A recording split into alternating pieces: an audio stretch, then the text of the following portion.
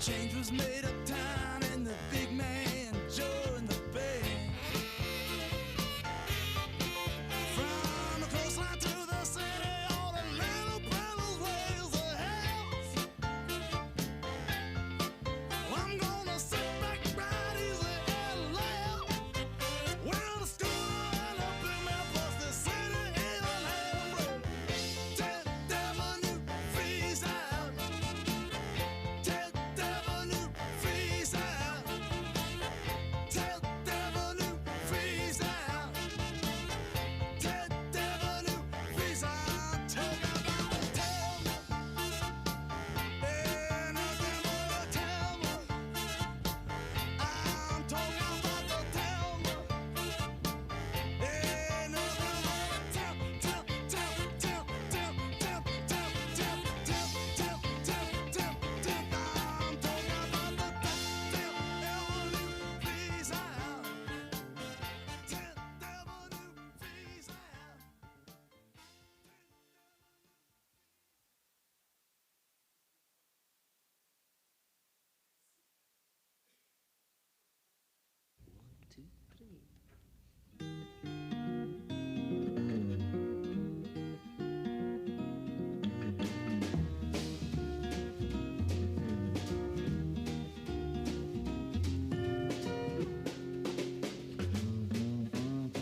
Slow down, you move too fast.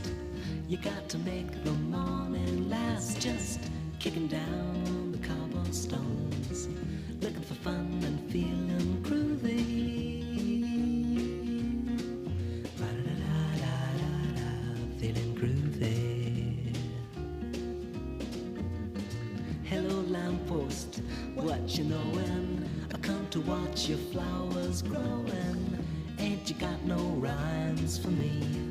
Do it and do-do, feeling groovy. Ba-da-da-da-da-da, feeling groovy. I got no deeds to do, no promises to keep. I'm dappled and drowsy and ready to sleep. Let the morning time drop all its petals on me.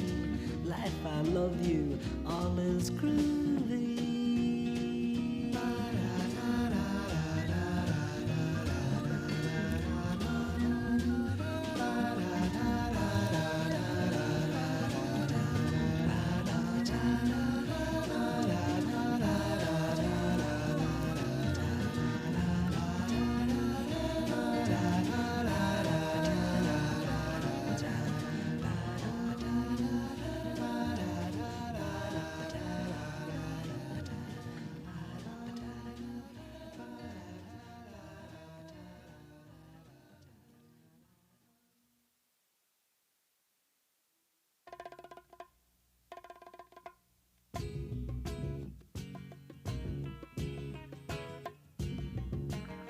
Said, brother, can I borrow a thin, brother, you know, a dime?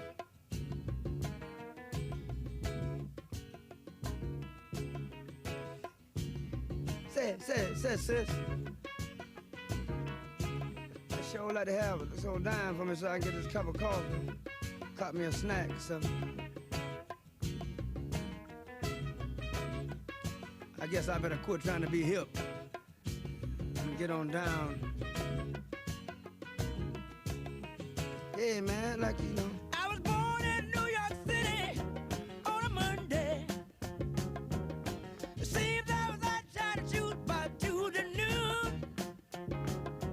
All the bad cats and the bad hats doing me a real big favor. I got the bad cats and the bad hats playing it on real good. There's a dime boy, give me a shine, boy. Oh, just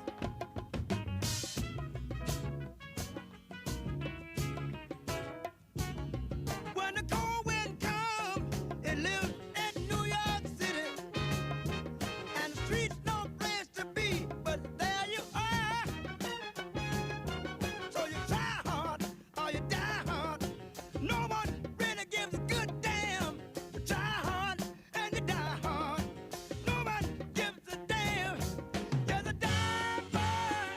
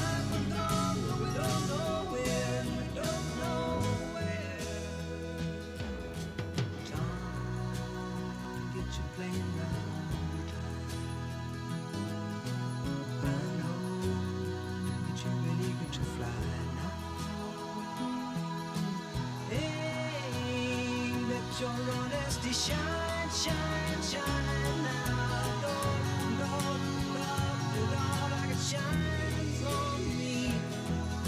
The only living boy in New York. The only living boy in New York.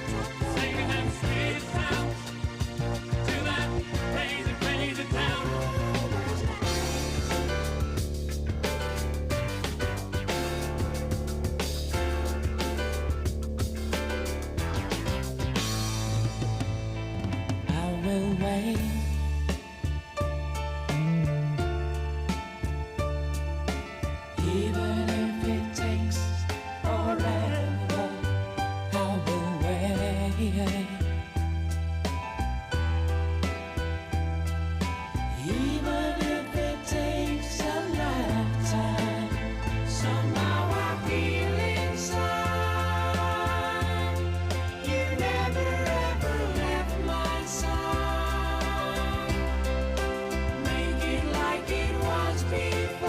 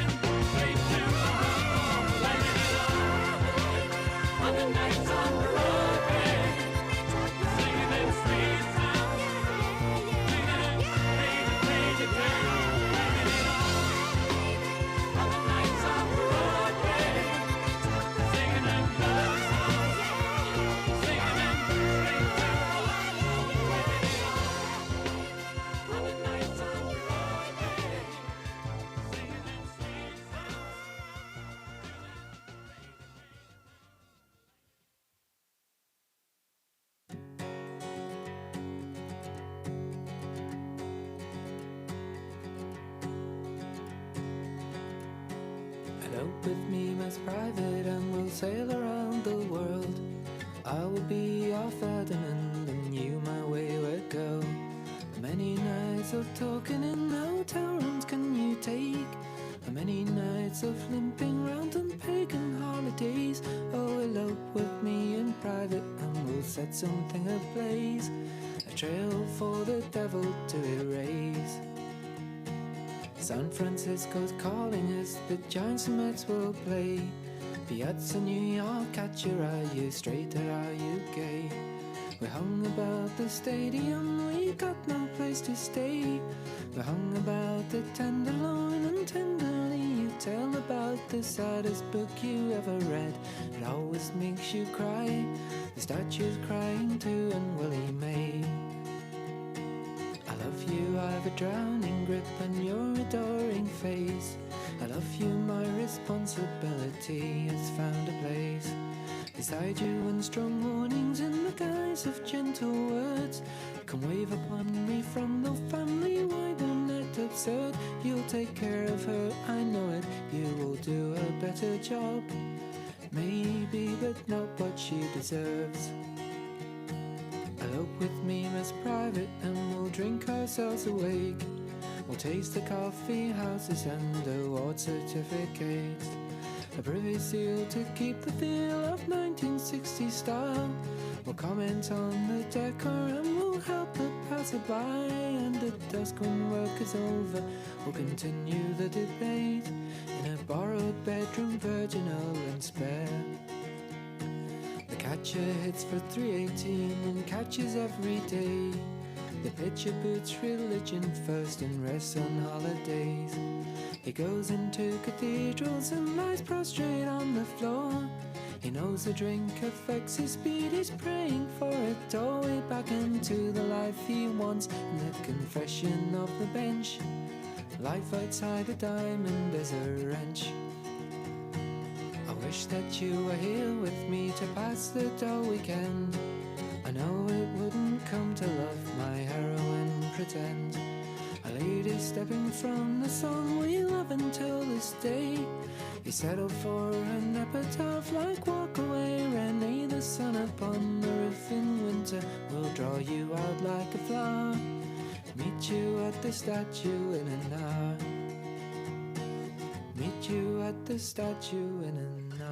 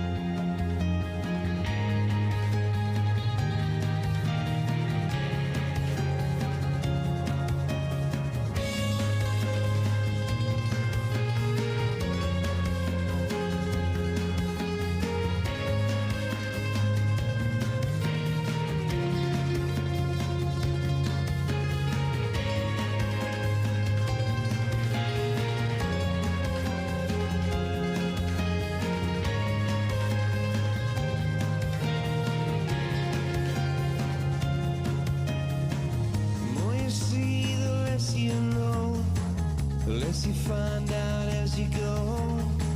I knew much more then than I do now. Morning, everyone. We're going to get started in just a few minutes. City lit by fireflies. They're advertising in the skies for people like us. And I miss you when you're not around. I'm getting ready to leave the ground.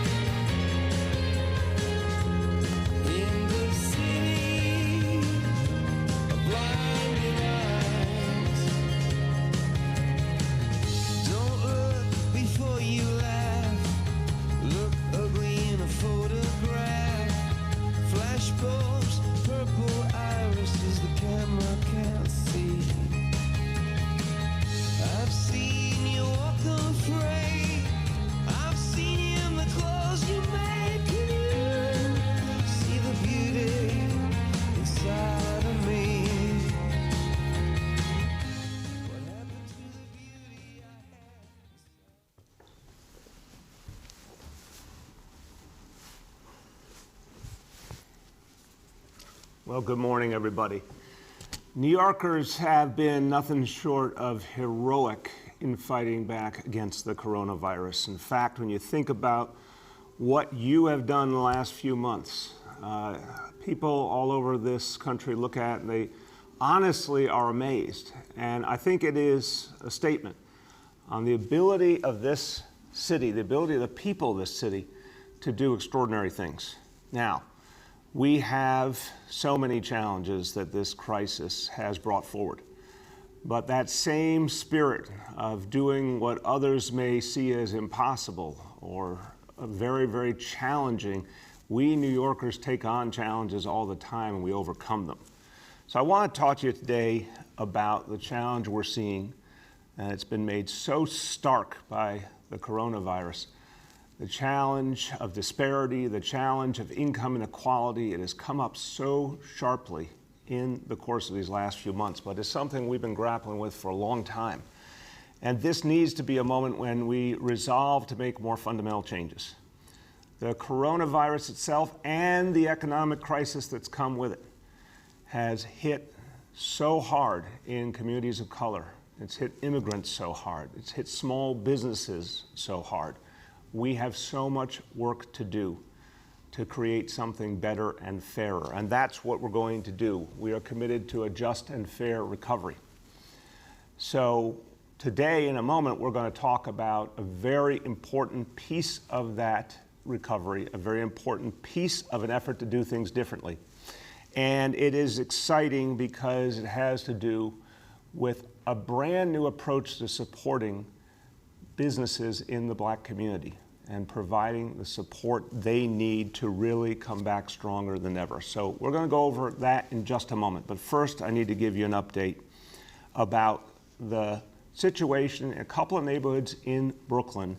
And this goes back to everything that we are doing with the Test and Trace Corps, everything we're doing when we identify a problem, how we address it rapidly.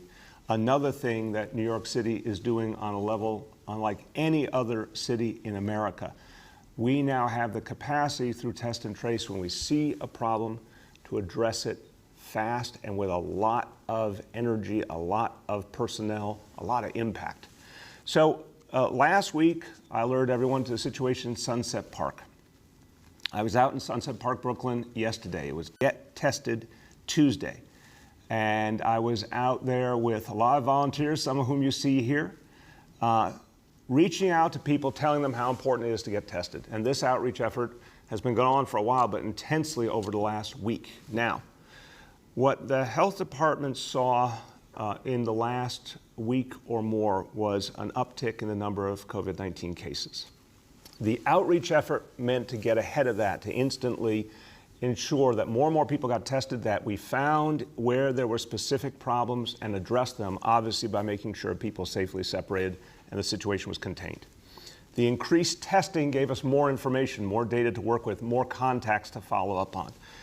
What we know so far, thank God, limited community spread and not a cluster situation in Sunset Park. And we'll talk more about that. I also want to mention a situation in Borough Park, Brooklyn, that we're focused on as well, because we've seen an uptick just in the last few days. And particularly a group of 16 cases that came out recently that we see as an early warning sign. Again, we want to be always acting out of an abundance of caution. And we saw this in the Sunset Park situation by assuming there might be a problem, getting in there fast with a lot of energy, a lot of personnel, makes a lot of difference. So we're taking the same approach with Borough Park.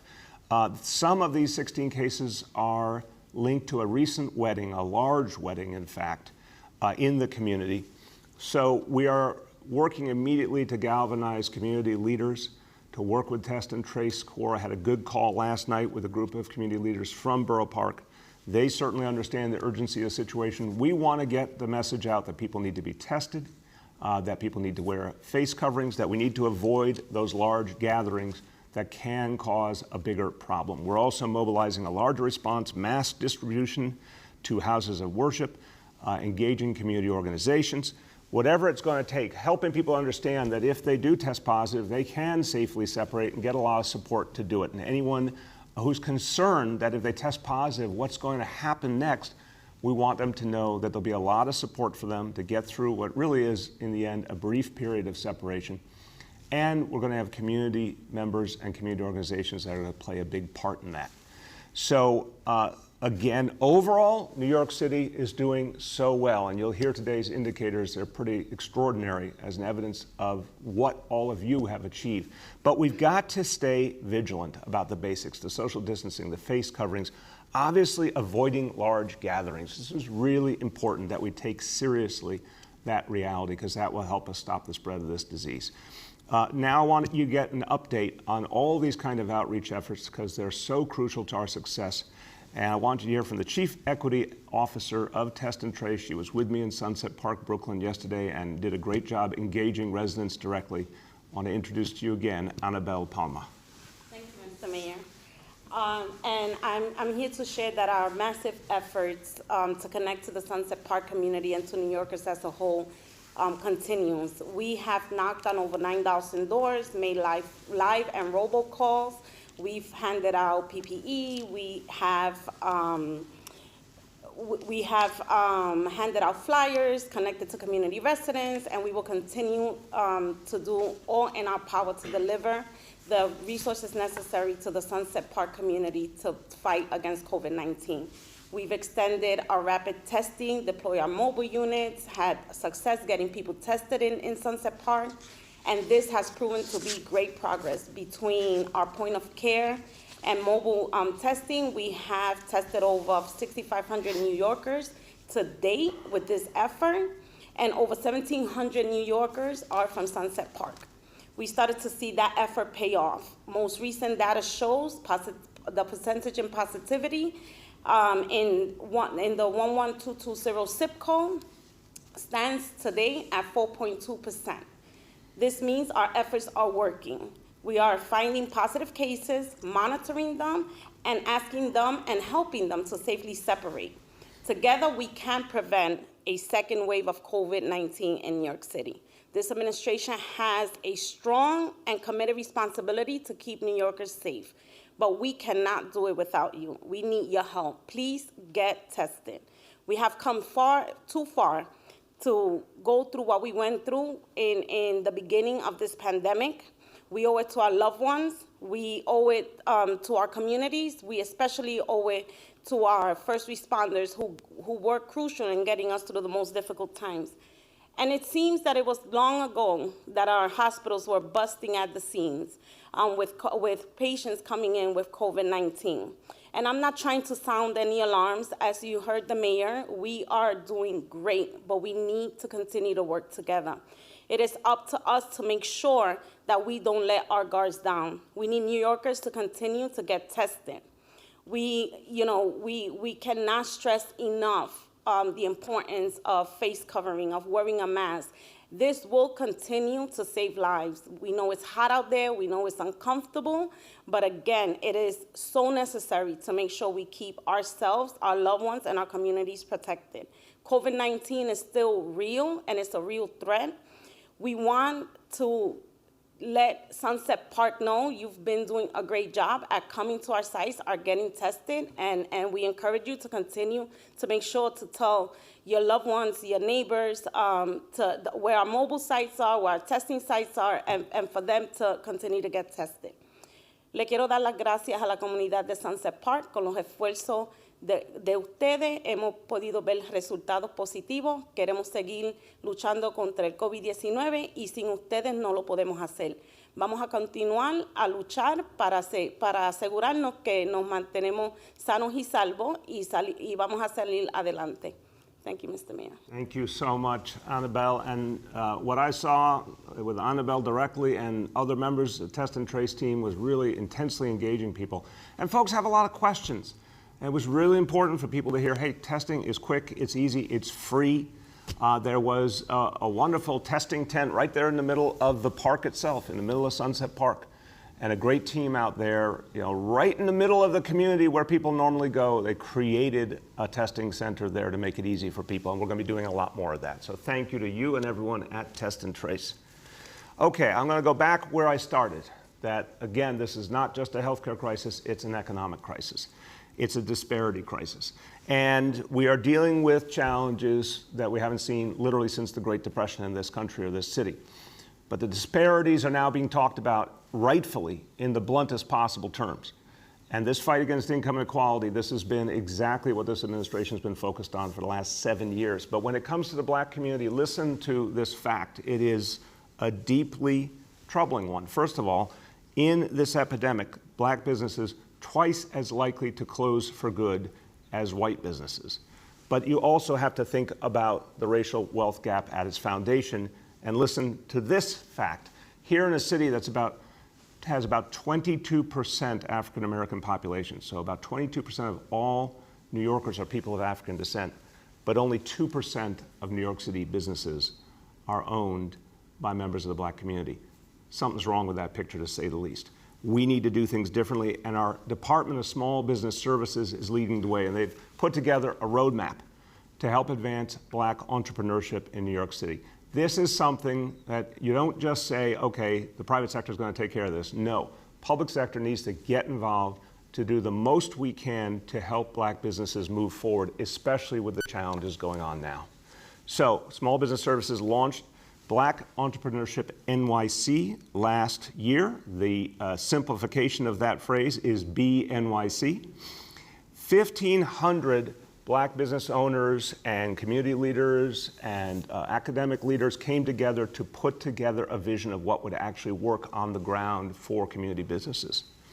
And the idea is to do something profound, to start to close the racial wealth gap. Now, what do we do? Well, we know there's 3 big areas of concern that came out of this process. Obviously, access to capital and trying to right the wrongs of the past where that capital was not available to black entrepreneurs. Marketing, helping businesses, smaller and bigger, to have more access to the digital marketplace and more connection to new sources of revenue like government contracts. That obviously connects to everything we've been doing with the MWBE program of the city, minority and women-owned businesses. And then mentoring, getting folks who have been successful and have great networks to share that success, share those networks with up-and-coming businesses. So the BNYC partners have come together with a number of leading New York City businesses to do this work. And I want to mention a few and thank them in the process. Ernst & Young will be providing free one-on-one consulting to businesses to work on their business plans. Goldman Sachs will be providing access to affordable financing. MasterCard will help business owners to set up virtual storefronts. Major firms committing to this effort in a tangible way. And very importantly, a new BNYC accelerator at the Brooklyn Navy Yard, a $3 million effort to provide the space and the support and the know-how to help these businesses to move forward rapidly in one location where all that help is there to energize the efforts of entrepreneurs. I want to thank so many people who have worked hard on this, everyone at Small Business Services, Commissioner Janelle Doris and his team. Also, the folks in the City Council who were devoted to this mission, Speaker Corey Johnson, Councilmember Steve Levin, and especially Councilmember Lori Cumbo. She proudly represents the Brooklyn Navy Yard. She has been one of the strongest voices in the council for the empowerment of black businesses and for the support that the city needs to provide to help black businesses move forward. And she joins us here today. Councilmember Cumbo. Are you there? I can't hear you. Maybe on mute. Well, she hopefully will be joining us here today in a moment.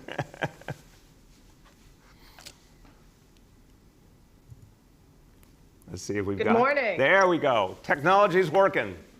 Can you hear me? Yep. Good morning, Mayor de Blasio, and so good to see you, as well as my colleague and friend, Annabelle Palmer. It's so wonderful to see you all, and I just want to thank you for your efforts with COVID and really the stamina that you have put forward to make sure that we get through this safely. So I thank you for that. This is really a very important issue that has been impacting our community. As we know, today, this month, is National Black Business Month. And so we know as a result of COVID, 80% of MWBEs that shared revenue information lost a median of $38,000 between the month of March and May 2020. 35% of MWBEs have not been able to operate during COVID-19, and 30% of MWBEs reported that they will only be able to operate for 1 month or less. And 85% of MWBEs reported that they will not be able to operate for more than 6 months. So we understand the challenges, but when we look at New York City has one of the largest populations of Black people outside of Africa and Brazil. We are the metropolis of Black people, of the diaspora, and it's critical that in answering the call to the Black Lives Matter, the Black Lives Matter movement was so critical in terms of recognizing the importance of our lives, but also of our dreams, our aspirations, our mind, our vision, our ideas. It's important that we become a major part. If we are, as people of color, almost 60% of New York City's population, it's critical that the business that the city does improves and matches with the level of diversity that is reflective of the city of New York. So I am super excited about this. The Navy Yard is an incredible partner, one of the greatest job producers in New York City, and will continue to be so. But Brooklyn, New York, and New York City specifically, needs to be a pathway and a gateway for Black-owned business to be designed, flourish, and to grow all across the city of New York. So I am proud that it's in my district. I'm proud that it's in Brooklyn. I'm proud that this is going to be for Black people and people of the African diaspora. This is going to be a critical opportunity for us to be a major part of the growth and the development of the city of New York. Thank you so much, Mayor de Blasio. I want to thank Janelle Doris for all of his work. And I want to thank everyone at the Navy Yard for their incredible leadership in making this possible, as well as Speaker Corey Johnson and Councilmember Steve Levin, my partners, in putting this together, and the capital resources of investment that's going to change the city of New York. Thank you. Thank you so much, Councilmember. Thank you for your extraordinarily energetic efforts. As always, I've known you a long time, and you bring energy to everything you do.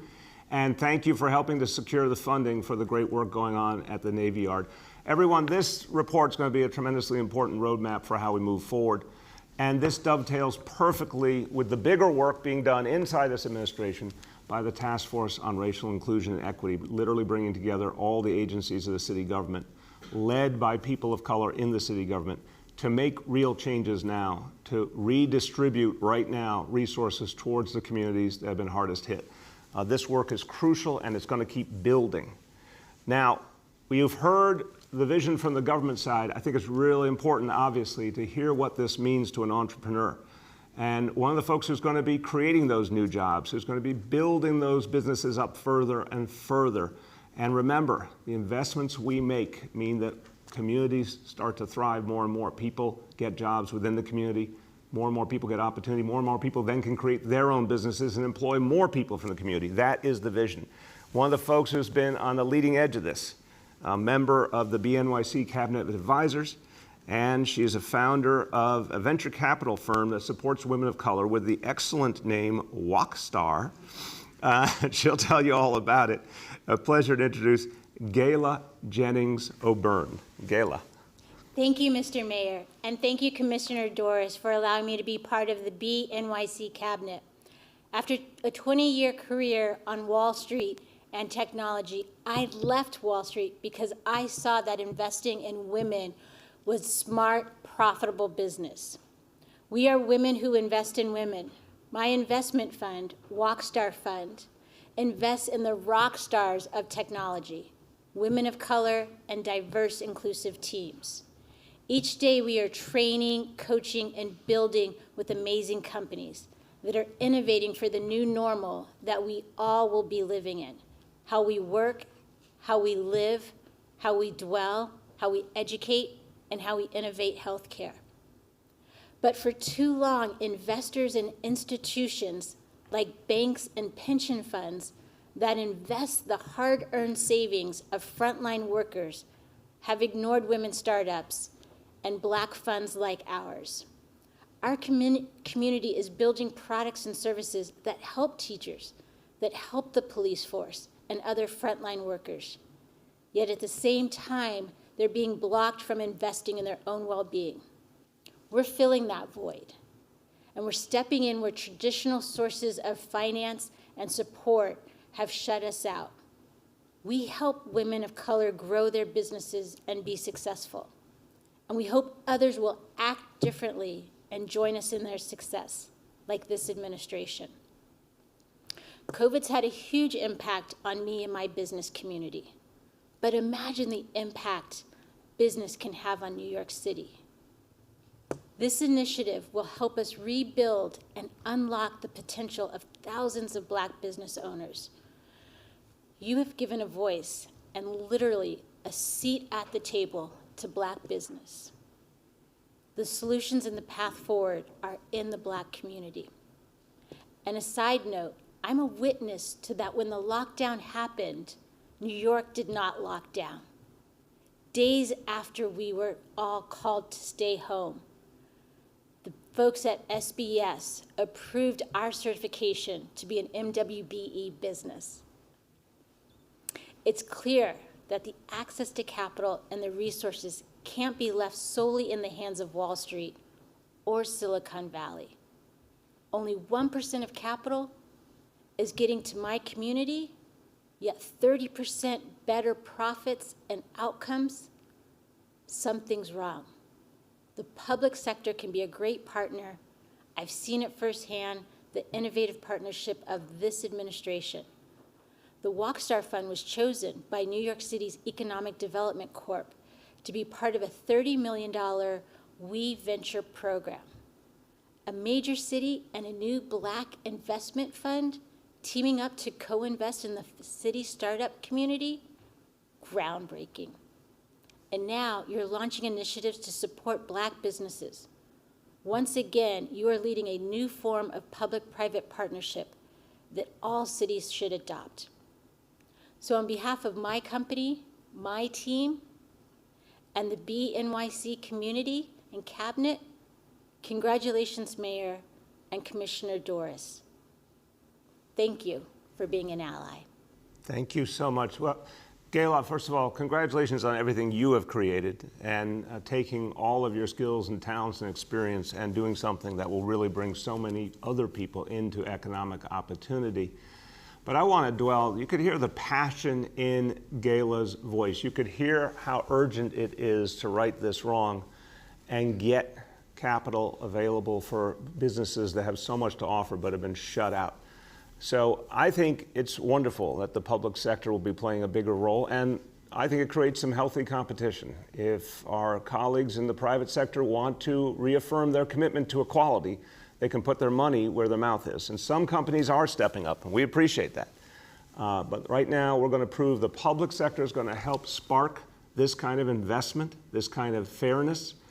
And I welcome the private sector to live in the same spirit and really help businesses of color, particularly women of color businesses, move forward. We've got the roadmap for you. All you got to do is come and join the effort. So thank you again, Gayla, for all you've done. Thank you to everyone in this effort. And now I'm going to do something we do every day, but it's not going to be like every day, because not only do we have the new indicators we talked about yesterday, but you're going to see something that is striking in terms of indicator number 3. But let me go over them in order. First of all, number 1, daily number of people admitted to New York City hospitals for suspected COVID-19, threshold 200. Today's report, 64 patients. But again, we're now telling you the number that have actually been confirmed positive for COVID the most recent day of testing. That number is just 8.7%. That is very good. Now, number 2, the new second indicator, new reported cases on a 7-day average basis, threshold of 550 cases. Today's report, 320. Number 3, percentage of people testing positive citywide for COVID-19. Again, we have moved the threshold now from 15% to 5% as we continue to tighten up. We continue to fight back this disease. We now told you we're doing everything down to the decimal point so you can see more specifically what's happening with the testing. The number I'm showing you here today is the lowest number we have had since this crisis began. This is the lowest infection rate in New York City since the beginning of the coronavirus crisis. Today's number, 0.24%. This is extraordinary. Now, we all know Every day can vary. We all know there's no single perfect measure. But the fact that with expanded testing and more outreach all the time, you now see a number as low as 0.24% for the New York City infection rate. This is striking, and this should be a clarion call to all of us to double down and go farther, because the more we can do to beat back this virus, the more we can bring back this city. So congratulations to all of you, because this is your achievement. A few words in Spanish. Hace unas semanas notamos un pequeño aumento en el número de casos de coronavirus en Sunset Park, Brooklyn. Con esfuerzos comunitarios pudimos llegar a más personas en el área para que se hicieran la prueba de coronavirus y parar la propagación. Los neoyorquinos no podemos bajar la guardia. Necesitamos seguir cuidando nuestras comunidades usando mascarillas y manteniendo la distancia social. With that, we turn to our colleagues in the media. Please let me know the name and outlet of each journalist. We'll now begin our Q&A. As a reminder, we're joined today by Small and Business Services Commissioner Janelle Dorris, Chief Equity Officer of the Test and Trace Corps, Annabelle Palma, and Senior Advisor, Dr. Jay Varma. The first question today goes to Erin from Politico. Hi there, Mr. Mayor. Couple of questions. First of all, could you tell us a little more, and maybe the health experts a little more, about the situation in Borough Park? I heard you mention 16 cases, but is there an overall number of cases, a number of tests, positive rate that's gone up? And there's been a theory out there that that neighborhood might have some herd immunity. So does this kind of knock that down? I'll start as the layman, and I'll turn to Dr. Varma. Look, again, I met with community leaders last night to talk about this. First of all, it's a great question, Aaron. I don't think we have any evidence of herd immunity anywhere in New York City. I think that is, we're nowhere near that point from what we know. And I understand that's something that's gotten around out there and sort of folk wisdom in many communities, but I want to note that we don't have proof of that. And we should just work out of abundance of caution, not rest on that laurel, if you will. Second, the number of cases we've seen, an uptick that's noticeable, and there is a nexus to one particular event that we're looking at carefully and doing the disease detective work on through test and trace. And that's what's causing the particular concern, an event that was larger than it should have been, and one that we're following up on right now. And hopefully we'll find there was not a substantial spread, but this is why we do the test and trace work, to get ahead of something like this. Dr. Varma. We can't hear you. Thank you for the there question. You go. So I think it's important to understand that there's a difference between sort of immunity and what people are, what was commonly referred to as herd immunity. Immunity means that if you've been infected, you might be protected from infection, either partially or completely, for some time, a few months, a few years. We're learning more, and the latest information from CDC is that most people who have an infection are protected in some way for up to 3 months after that initial infection. The problem is we don't know how much protection people have after that, and whether that means they're fully protected or not. So I think, what we're seeing in the situation in these neighborhoods where we see higher infection rates is that, everybody should still consider themselves potentially at risk of infection. It's just safest to plan that way. If we learn and discover in the future that people with a prior infection are fully protected for a lifetime, that would be wonderful.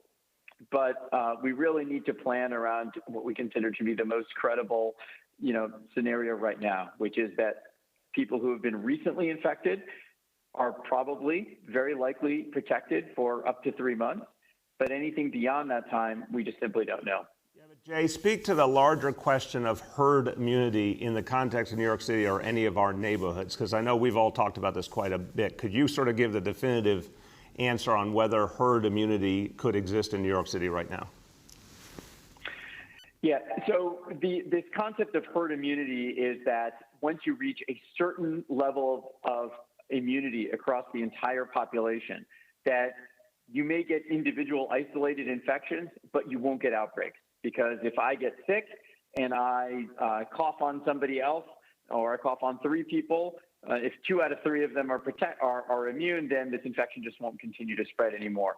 What we have from our antibody surveys is that somewhere between 25 to 30% of New Yorkers, broadly across the entire population of New Yorkers, have demonstrated some prior infection with this virus. They have an antibody test that indicates that almost certainly they were infected at some point. That is not a level of antibody coverage that we currently think would mean people are fully protected. There's a lot of discussion going on about, well, is the antibody testing that will indicate protection? Are there other measures that you need to use? But from our perspective, the only way to continue to keep infections low, like we have right now, is to focus on all the things we're doing. Face coverings, social distancing, limits on gatherings, good hygiene. And it may very well be that there is some percentage of the population that is currently immune that's also helping keep our infection rates low. But I don't think we should be complacent and rest upon that until we know more. Go ahead, Aaron. Okay, and then a different topic. There's another member of your administration, Catherine Garcia, potentially getting into the race for mayor. Just wonder what you would think of her as a candidate. So Catherine spoke to me some months ago and said it's something she might consider. To the best of my understanding, she has not made a final decision. I mean, look, she's been an outstanding commissioner, obviously, and done great work, not only at sanitation, but on addressing the food crisis now and the issues around eradicating lead poisoning in the city. So I really appreciate the great work she's done. Again, do not know if it's something she is going to move forward with, but all I know is it's something she's considering, and she's a very worthy person. Go ahead. The next is Gloria from New York One. Hi, Mr. Mayor. I wanted to ask you first a question on the 9/11 tribute memorial sort of back and forth that we have been seeing in the last couple of days. I don't believe you have spoken about it. So I guess first I just wanted to get you to weigh in on what's been going on here now that we know the ceremony is back on. Did you know that we're going to cancel? And now that there's a second memorial that's going to happen, why haven't you been involved, it seems, in this process? Yeah, Gloria, first of all, that whole process of decision is not something that's involved City Hall at all. Literally, no one from the 9/11 memorial reached out to me. No one consulted with us. They went and did what they did. And I know their intentions were good. They were trying to address this crisis and really focus on health and an abundance of caution. I think what they did was a mistake initially, because it's such an important moment for the families who lost loved ones, for so many people who want to remember on that day. And the notion of keeping people safe is obviously crucial, but I think what would have been smarter is what they've ultimately decided to do, which is basically keep the same ceremony, keep the same very moving tribute in light, just make a few health modifications and distancing modifications like we do with so many other things. So to me, I think it's now been resolved more sensibly.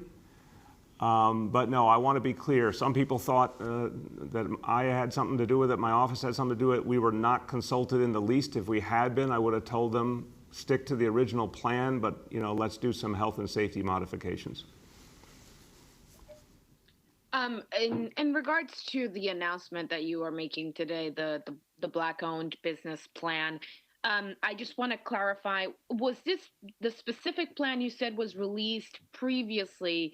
So it sounded to me like at the end there you were sort of calling out to these bigger businesses to come in and get involved, sort of challenging them to step up.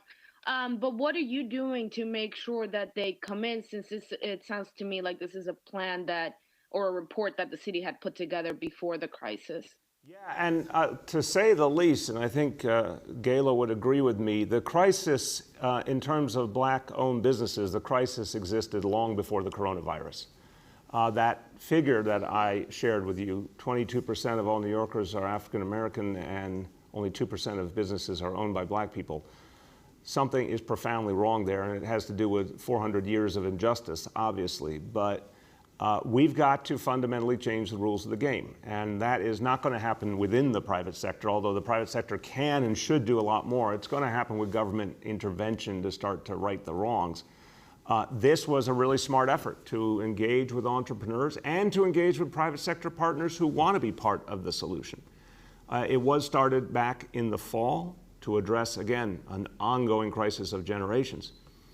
But the real issue here is I am challenging the business community. A lot of people are expressing real concern as a result of the Black Lives Matter movement, and I admire that they're expressing the concern, but I'd be much more appreciative if they would change that concern into investment. Take the words and turn them into deeds and invest in Black-owned businesses. Let me see if Commissioner Doris wants to add.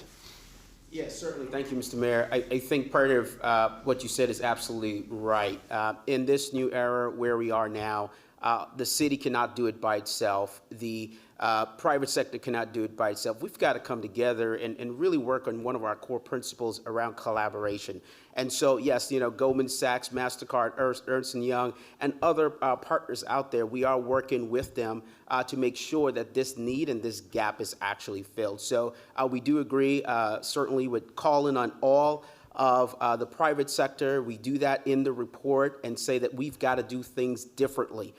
We cannot allow Black businesses to fail at twice as much as white businesses. We cannot allow them to walk into places where they can get financial support and be declined more than any other group. I think this is the opportunity, this is the moment for us to do more for our Black businesses and make sure that they have the opportunity that everyone else has. And that's what this report does. That's what this initiative is about. The next is Aaron Cooper from CNN. Hi, thank you very much. I just wanted to ask about people moving out of New York City permanently. We've talked to some that have left and some others that are considering it or thinking about it. Do you have any estimate on how many people the city could lose? And how bad is this going to hurt? And then additionally, some of the people we've talked to have been blaming your administration for making the quality of life worse, including increasing crime or homelessness. How do you respond to those kind of concerns? Sure, Aaron, look, first of all, this is something, this whole crisis has now played out over 6 months. It is way too soon to know what the long-term impact will be. It's understandable that some people who had the means to do so went elsewhere. The vast majority of New Yorkers were here, and the vast majority of New Yorkers are going to remain here. And now, Aaron, we are one of the safest places in the whole country when it comes to the coronavirus. As you heard today, 0.24% infection level. We got a lot of work to do to keep it that way, but I think everyone with eyes to see can see how strongly New York City has come back in terms of healthcare. And you can see that the economy is starting to come back, but we have a long way to go. The things that make New York City great are going to continue to attract people here and keep people here. There's no question. So we do not have a specific estimate because I think it would be a fool's errand to try and estimate now something that you can't really understand until we see the bigger play out of how we address this disease ultimately with a vaccine and how we bring the economy back, what kind of stimulus we have, what happens in the election in 76 days. All these factors, I think, will determine. To the other point, I think it's just politics, honestly. As recently as February, Aaron, we had the most jobs in the history of New York City, 4.6 million jobs. We had driven down crime to levels that we had not seen since the 1950s. Our school system was showing greater success than it ever had in its history. That was February this year, and those were the policies of my administration. What we got hit with was an absolute perfect storm, a healthcare crisis, an economic crisis, a budget crisis, a social justice crisis, a crime uptick, all at once, and all interrelated. But this too shall pass. And when it does, the strength of New York City will come to the fore again. Go ahead. Thank you. Aaron, do you have a second question? No, I'm great. Thank you very much. Thank you. Go ahead. The next is Katie from the Wall Street Journal. Oh, hi, good morning, Mayor de Blasio. I wanted to go back to the small cluster you're noticing in Borough Park. You mentioned that some of the Katie, just to be very careful, my apologies. The term cluster is a really a weighted one. We're seeing, again, some cases, we're seeing more cases, but we certainly do not want to call it a cluster yet. We don't have that evidence. My apologies, the uptick or the 16 cases, and you mentioned that some of those 16 cases can be traced to a large wedding in the community. My understanding is that large weddings are not allowed. I know we saw this at the beginning of the pandemic where there were still in certain communities in the city funerals and other large gatherings. So will there be disciplinary action? Is there an investigation into this large wedding to see whose it was? And will there be, any kind of action against that large wedding, which I was under the impression is not allowed? It's not allowed. You're absolutely right. The rule now is that, and I think I'm up to date on this, that gatherings can